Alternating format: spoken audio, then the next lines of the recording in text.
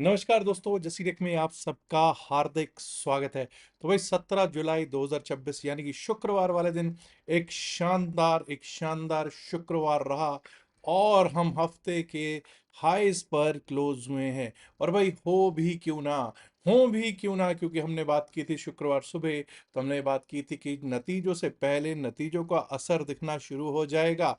और शुक्रवार को आपको मालूम है कि नतीजे आने हैं किसके, रिलायंस इंडस्ट्रीज लिमिटेड के। और शनिवार सैटरडे को भी बहुत इंपॉर्टेंट नतीजे आएंगे। सेक्टर के बैंकिंग मेजर्स के नतीजे आने हैं। HDFC bank, ICICI bank, Axis bank, Kotak bank, Punjab national bank, Punjab and Sind bank, IDBI, Yes bank, इन सब के नतीजे आपको शनिवार यानी कि 18 जुलाई 2026 को देखने को प्राप्त होंगे।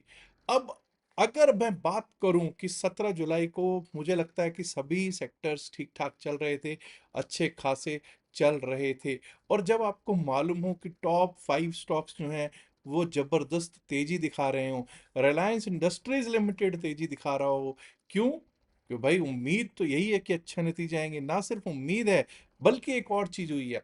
50.48% हो गया है प्रमोटर का शेयर होल्डिंग, जो कि 48 बेसिस पॉइंट्स बढ़ गया है। 48 basis points promoter share holding बढ़ती हुई है। और जब ये प्रमोटर शेयर होल्डिंग बढ़ती हुई होती है तो यानी कि उसमें ये पता चलता है कि प्रमोटर का कॉन्फिडेंस अपने प्रोडक्ट में, अपनी कंपनी में कितना ज्यादा है। खैर, रिलायंस के बारे में तो इसके बारे में कुछ कहने की जरूरत है ही नहीं, लेकिन ये एक अच्छा और पॉजिटिव साइन होता है मार्केट के लिए भी। और जो बैंकिंग में हो रहा है, ऐसा लग रहा था कि आज कि भाई बैंकिंग के नतीजे भी अच्छे आने की उम्मीद जताई जा सकती है।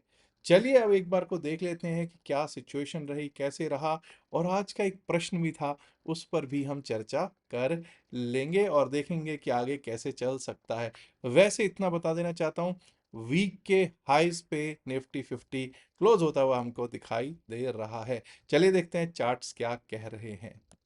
ये लीजिए, मैंने आपके सामने चार्ट रखा है निफ्टी 50 का। और जरा ध्यान दीजिए, एक एक लेवल को चेक कीजिएगा। हमने बात की थी 24,118 के ऊपर अगर हम चलने लगेंगे, और दोस्तों शुक्रवार को हम लोग इसके ऊपर ओपन हो रहे थे, टिकने लगे तो अपसाइड का रुख करेंगे। 24,172, 24,220, 24,220, 24,287। और अगर उसके ऊपर भी निकल गए तो 24,346 तक के लेवल्स थे। अब जरा ध्यान से चेक कीजिए, क्या ये सभी लेवल्स आपको भली भांति आते हुए प्राप्त हुए, और क्या इन लेवल्स ने सपोर्ट और रेजिस्टेंसेस का काम किया। देखिए साहब, जब 24,220 के ऊपर एक बार को चलने लगे तो डिप आया, 24,247, 250 के पास से एक बार को डिप आया। तो उसी 24,220 के आसपास जाके इसने सपोर्ट ले लिया। सपोर्ट लेने के बाद देखिए क्या हुआ, 24,287 को स्ट्राइक किया। चेक कीजिए, 24,287 को स्ट्राइक किया, जी हाँ किया।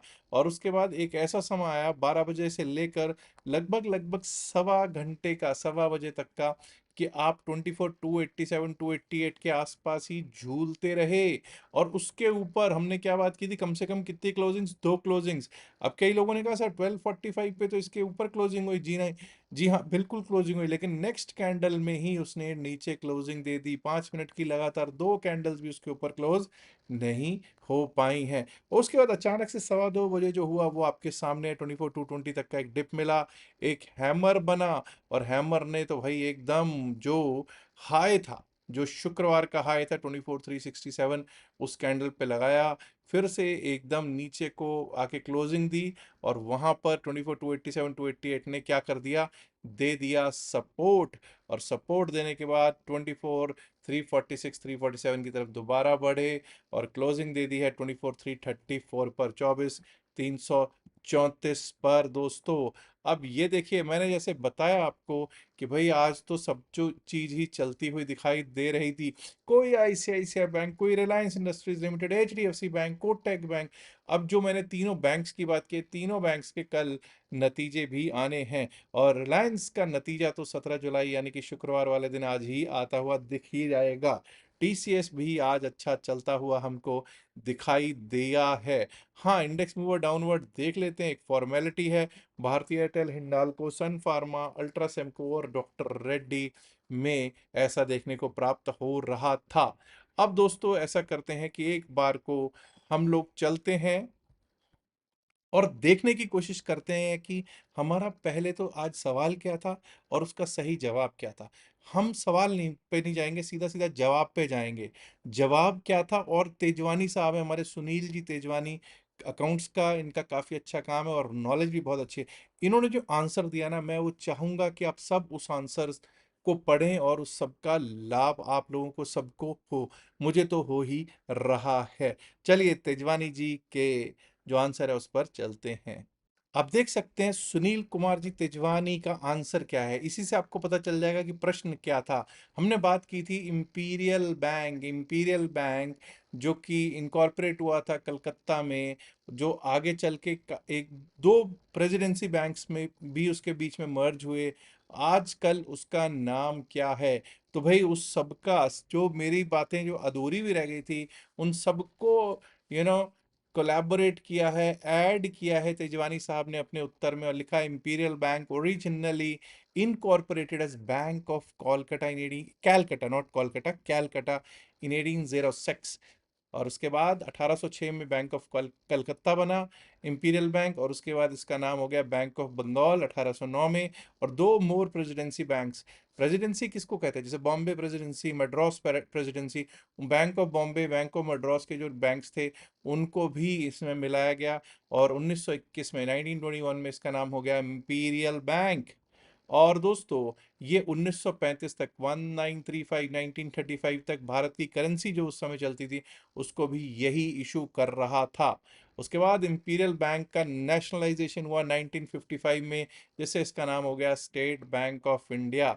और अभी कुछ ही समय पहले 7 प्रेसिडेंसी बैंक्स जो और थे, जैसे कि ट्रावणकोर, पटियाला, इंदौर, बीकानेर, सौराष्ट्र, मैसूर, हैदराबाद, आप लोग कई बार देखते होंगे state bank of Patiala, state bank of Bikaner, उन सबको भी मिला लिया गया इसमें। एसोसिएट बैंक्स जितने थे उन सबको मर्ज करके अब एक largest PSU bank in India बना हुआ है, जिसका नाम है स्टेट बैंक ऑफ इंडिया। बहुत शानदार आंसर दिया है तेजवानी साहब ने।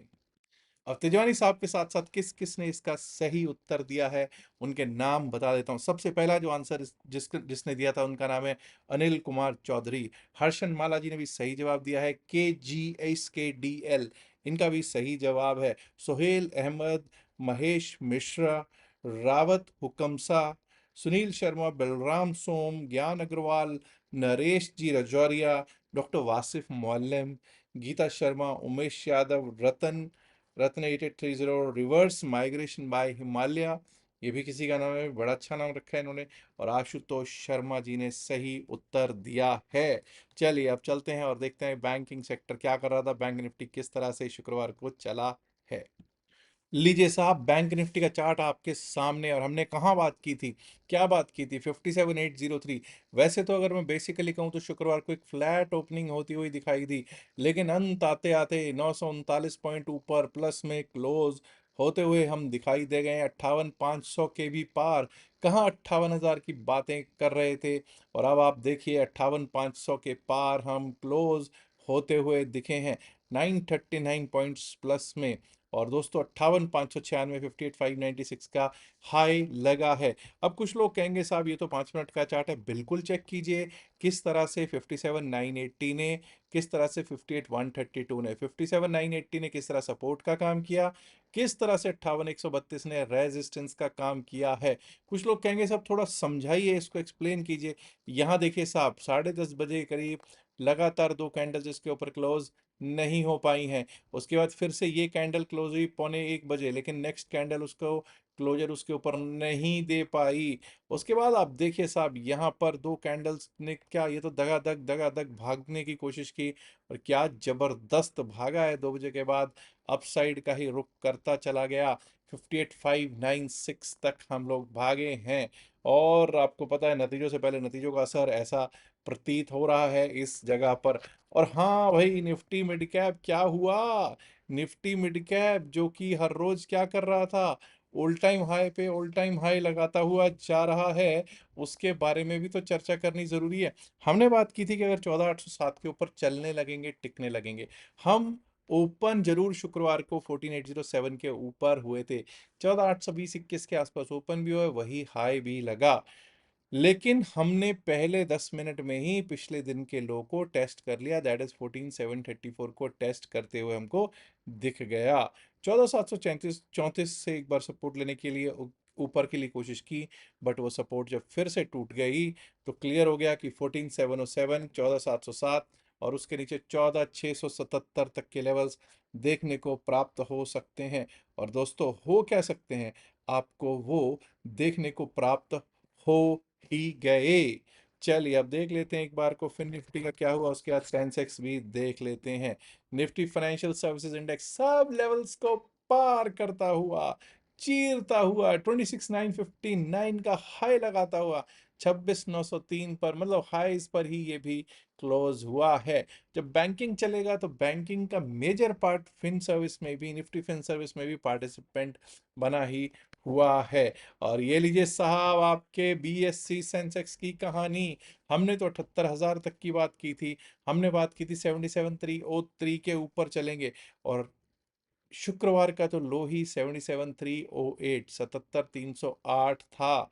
और आप देख लीजिए कि डाउन साइड का रुख कहीं पे करने की कोई जरूरत थी ही नहीं, जब तक हम 77,440 उसके ऊपर आ सकता था। ये तो पहले 5 मिनट में ही पिछले दिन के हाई को तोड़ चुका था बीएससी सेंसेक्स। पिछले दिन का हाई था, बृहस्पतिवार का हाई था 77,579, और उसके बाद हमने लेवल्स लगा रखे थे 77,739, और अगर वो पार कर जाता है तो 78,000 के जोन को टेस्ट करेगा। अब भाई शुक्रवार को 78,000 के जोन को ही नहीं टेस्ट किया, 78,151, 78,151 पर क्लोजिंग है, और 78,282 का हाई लगाता हुआ बीएससी सेंसेक्स हमको दिखाई पड़ गया है दोस्तों। अब जरा चलते हैं और देखने की कोशिश करते हैं कि निफ्टी 50 की क्या है हालात, क्या है कहानियां। डेली चार्ट पर चलेंगे, और डेली चार्ट पर जैसा मैंने आपको स्टार्टिंग में ही बताया है कि भाई डेली चार्ट पर हमको क्या देखने को प्राप्त हो रहा है। डेली चार्ट पर हमको देखने को ये प्राप्त हो रहा है कि हफ्ते के हाईज पर क्लोजिंग होती हुई फ्राइडे को हमको देखने को मिली है निफ्टी 50 पर। और हाँ, अभी ये 9 डेमा, 20 डेमा, 50 डेमा, 100 डेमा, सब डेमास के ऊपर है। केवल एक ही डेमा ऐसा है जिसका नाम है 200 डेमा, विच स्टैंड्स एट 24,427, 24,427 पर हमारा 200 डेमा स्थित है। वो पार हो जाए तो भाई bulls will start to dance, और उसके बाद अपसाइड का रुख होता हुआ हमको दिख जाएगा। और वैसे भी अगर आप देखोगे इस समय के जब बैंड्स देखते हैं, तो बैंड्स बिल्कुल डेली टाइम फ्रेम पर हमको पता चलता है कि ये सब 9, 20, 50, 100 जो हैं बिल्कुल आस पास आ गए हैं। और जब ये बिल्कुल पास हो जाएं, जब इसका मुंह पतला हो जाए इस बैंड्स का, इन सब का, तो उसका मतलब होता है कि एक बड़ी मूवमेंट के आने के आसार नजर आते हुए दिखाई दे रहे हैं हमको निफ्टी 50 में। अब ऐसा करते हैं एमएससीडी पर भी देख लेते हैं कि क्या हालात बने हुए हैं निफ्टी 50 के। आइए देखते हैं एमएससीडी पर भी। ये रहा सर एमएससीडी, ये रहा साहब एमएससीडी। एमएससीडी भाई उतना उतना ज्यादा कुछ वो नहीं बता रहा है। एमएससीडी कह रहा है कि भाई दिक्कत दे सकता है, एमएससीडी कह रहा है दिक्कत हो सकती है। लेकिन अगर आप देखेंगे तो शुक्रवार को बहुत लाइट हो गई है सेलर्स की बखानगी। और अब हम लोग एक बार को देख लेते हैं कि क्या कहता है बैंक निफ्टी क्या कहता है, आइए देख लेते हैं। बैंक निफ्टी पर भी जब हम चर्चा करते हैं तो बैंक निफ्टी भी हफ्ते के हाईस पर हुआ है क्लोज। और बैंक निफ्टी की जब हम कहानी गाते हैं तो हमको क्या देखने को प्राप्त होता है बैंक निफ्टी में। और दोस्तों जरा बैंक निफ्टी का चार्ट पे जरा देखिए तो सही, क्या देखने को आपको प्राप्त हो रहा है। हम लोग लगभग लगभग देखिए बहुत बड़े रेजिस्टेंस पर बैठे हैं, और अगर इसको तोड़ के अपसाइड निकलते हैं तो बहुत तेजी से अपसाइड का रुख हो जाएगा। And my dear friends, the best part is 9, 20, 50, 100, 200 डेमा अपनी बिल्कुल सही स्थितियों में, सही हालातों में नजर आते हुए दिख रहे हैं। सबसे ऊपर 9, 20, 50, 100, 200 इस तरह से चल रहा है। Ideal bullish situation for bank Nifty दिखाई दे रही है। अभी भी 200 डेमा की रेजिस्टेंस हमको निफ्टी 50 पर है, लेकिन bank Nifty is ideal bullish condition. अब दोस्तों हम लोगों को ये देखना है कि किस तरह से नतीजे आते हैं। नतीजों पर मैं सैटरडे और संडे को काफी चर्चा करने वाला ही हूं।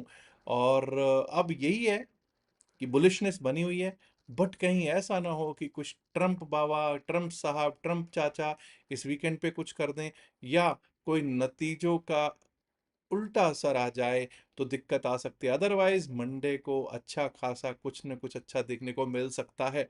The data looks bullish, the chart looks bullish, everything looks bullish. I hope it's a bullish day on Monday as well. अब दोस्तों याद रखिएगा दो तीन चीजें यहाँ पर। अगर आपने अभी तक डेल्टा एक्सचेंज में अपना अकाउंट नहीं खुलवाया है तो आज ही आप अपना डेल्टा एक्सचेंज में अकाउंट खुलवा सकते हैं। क्यूआर कोड आपको ऊपर टॉप पे लगा हुआ मिल जाएगा। यहाँ से नहीं खुलवाना तो नीचे डिस्क्रिप्शन में पिंड मैसेज होता वीडियो में भी लिंक दे रखा है डेल्टा एक्सचेंज का अकाउंट ओपनिंग लिंक, जो कि अकाउंट ओपनिंग बिल्कुल टोटली फ्री है। पहला स्क्रीनशॉट जो है, ओपन करने के बाद स्क्रीनशॉट भेज दीजिएगा व्हाट्सएप नंबर 7834876736, जो कि आपको ऊपर दिए गया हुआ जो स्क्रॉल चल रहा है उसमें दे ही रखा है। टेलीग्राम चैनल से अगर आप जुड़ना चाहते हो, टेलीग्राम चैनल का लिंक भी डिस्क्रिप्शन और पिन में से वीडियो में दे रखा है, उससे जुड़ सकते हैं। याद रखिएगा जो भी बातचीत इस वीडियो में की गई है सिर्फ और सिर्फ एकेडमिक पर्पसेस से की गई है। इसका बाय सेल की सलाह से कोई लेना देना नहीं है। बाय सेल की सलाह के लिए आप अपने फाइनेंशियल एडवाइजर से बात कीजिएगा। लास्ट में एक इल्तिजा है, एक गुजारिश है, एक रिक्वेस्ट है कि इस वीडियो को लाइक करें, शेयर करें। और दोस्तों अगर आपने अभी तक जसीरेक चैनल को सब्सक्राइब नहीं किया है, देर किस बात की, सब्सक्राइब करना तो बनता है ना दोस्तों। शुक्रिया, नमस्कार, धन्यवाद, good luck for Monday, bye bye.